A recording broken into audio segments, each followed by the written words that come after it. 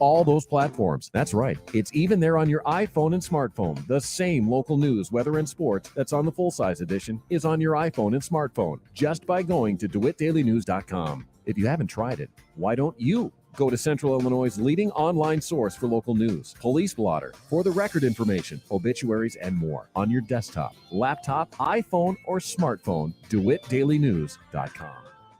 Hey, this is Todd Gleason from Illinois Extension here with a time change for our daily market report on WHOW. You can now catch our daily review of the commodity markets at 5:06 on all of WHOW's many platforms. You'll still hear all of our commodity analysts and weather professionals each afternoon, but at a brand new time. And you'll still hear the weekly wrap-up of the commodity markets right here on WHOW when Commodity Week airs Saturdays at 8:30 a.m. Remember the time change for the daily closing market report on WHOW at our new time, 5:06 p.m. weekdays. 8 minutes after 8 o'clock is news time on the WHOW Morning Show. Top of the morning from the newsroom of Regional Radio and DeWittDailyNews.com. I'm Seth Lawrence with this expanded 8 o'clock newscast streaming to Facebook and YouTube, brought to you by Peterson Insurance, your Pekin Insurance agent in Clinton. An owner of a downtown Clinton storefront is in the midst of opening a business and requesting the city council to address crumbling sidewalks adjacent to her storefront. Melissa Morris owns the storefronts, once occupied by Darvin's Barbershop on the north side of the Clinton Square, and is requesting the city address concerns that she has over sidewalks that are falling apart to the point they have resulted in an injury and are a safety hazard. I am coming in front of you tonight with the concern over the concrete sidewalk on the corner of North Center and East Washington Street. In November 2022, we bought 122 North Center, as all of you know, and have put a ton of hard work and money into making this building beautiful to accommodate a new barbershop and a soon-to-be ice cream bakery. We have used our hard-earned money to do all of the work to this building. We applied for the facade grant from the city and received half for the windows and doors, which we are thankful for. I have a board here of pictures I have taken of the condition of the sidewalk and feel it is not safe for anybody to walk or bike on. As you can see, there are multiple hazards and non-ADA approved issues. There is an unsafe staircase with no protection, a hump in the concrete, which is tripping hazard, random poles sticking up, gutters covered in metal that don't stay on and are a falling hazard, cracks, busted curves, and a slope that isn't safe to walk on or even get a wheelchair up. To be honest, the whole north side of the building, the whole north side behind all of the buildings down to the corner of North Monroe needs done, but we will save that for another rainy day. A few years ago, the staircase at our building had a lawsuit from a city employee that had fallen down them. A few months back, Diane, who works at the Monument Place here in town, tripped over the hump that you can see in the picture up on the left-hand side before it was painted orange and was rolling down the sidewalk and couldn't get up. We have witnesses to this as employees from Sereno's had to go out and help her on a busy Friday night. I have recently talked to her and she is pretty banged up and hurt her knees from this episode. We have witnessed multiple people, including our family and children, trip over this hump. While the city has taken steps to correct the issue, she feels it's not enough, and other tenants nearby are also concerned. She points out they have done what they can, but again, it's not enough. When Kyle contacted Kenny Buchanan, his solution was to have the street department paint this bright orange. I don't feel like his action is an adequate solution to this problem, especially at night. Roger Cyrillic has come by to talk to us and is trying to get this project done because it's not safe, and to be honest, it looks horrible in our historic downtown. This is a busy corner, and it's one of the first places you see when you pull into our downtown area. It is very busy with Apple and Pork, Maydays, businesses, and all the downtown businesses and all the walkers and bikers. I have talked to Michelle Witzke at the Vault as well, and she is concerned with behind her building that she has also poured her heart and soul into making nice for our youth. This project does not need to be engineered, as it will take a year or more to be completed.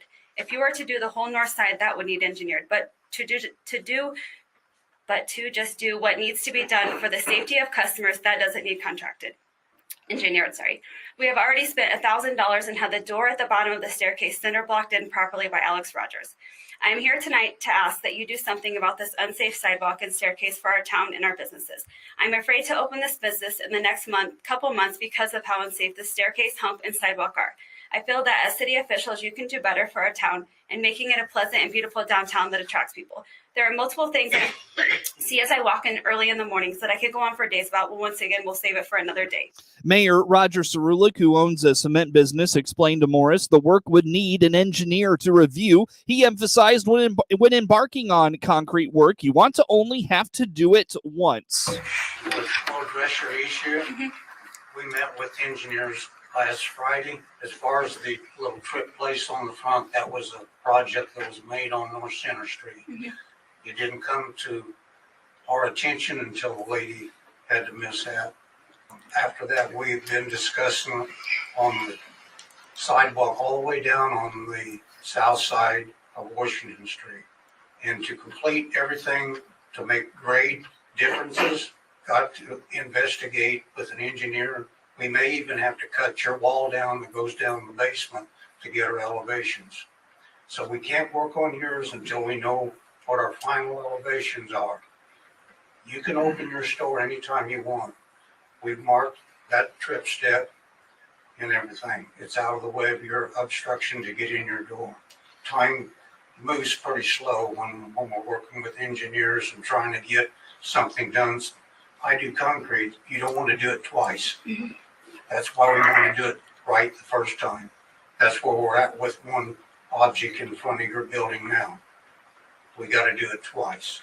So you just got to bear with us. Mayor Cerulik also told Morris they have made plans to make improvements to that area, but Morris had more questions about issues that will linger until then. We're trying to do away with the water situation. There's about 6 downspouts that come off of that buildings down through there that we want to get underground, cure that.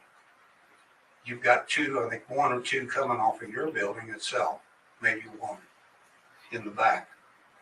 But there's several coming down. There's also other issues with stores along that line. That's why we would like to fix the whole area, starting at your corner and going down. Okay. So just bear with us. It's going to take some time. So what do you want me to put along the staircase and in front of that orange? Do you want me to keep the barricade there? Because I feel like my business would attract children, which that like staircase isn't safe for them at all. The staircase going down is not safe for children at all. So like my business would attract many children, and I don't feel like that staircase is safe. When this trip hazard happened, when this lady fell, I had talked to Kyle about this problem, and we painted it, and he told me at the time that he was going to fill that in and concrete it. And I told him at that time, when they do that, that we would come in and pay for the remedy, have the concrete person go to doing that, take care of that hazard. So, But we have already paid the $1,000 to have it blocked in, so there is no door downstairs. But I don't feel like that's our responsibility to fill that in and concrete that. the way I understood when I come in the office, I understood that all the businesses up there are responsible for those sidewalks. But there's also TIF money, and it's a whole TIF historic. money. Same conversation with the engineer. We're trying to work that into the discussion. Because like I mentioned earlier, we may have to cut that wall down to get grade. Then it's part of the project. So there's no issue. Because the tripping hazard goes in front of that staircase. The mayor assured Morris the issue is being worked on and would be fixed.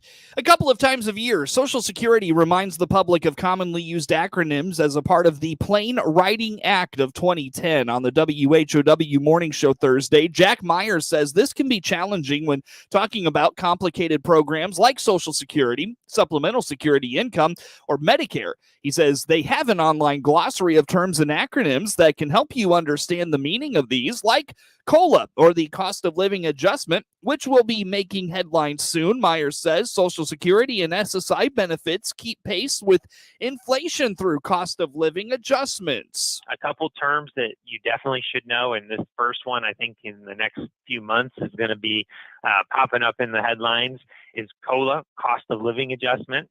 You know, Social Security and SSI benefits keep pace with inflation through cost of living adjustments. Most years, your benefit will get a cost of living adjustment, which usually means extra money for you. So that's always good news.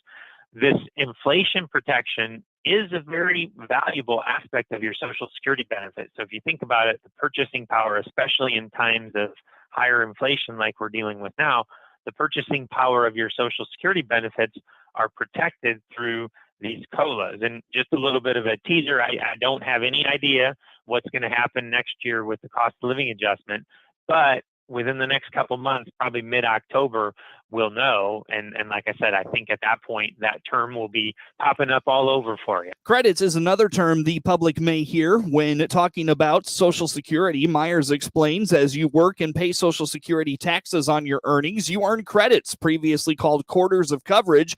You can earn up to 4 credits per year, and the amount of gross wages or net earnings from self-employment required to earn a credit typically increases from year to year. And again, that website is ssa.gov/agency/glossary.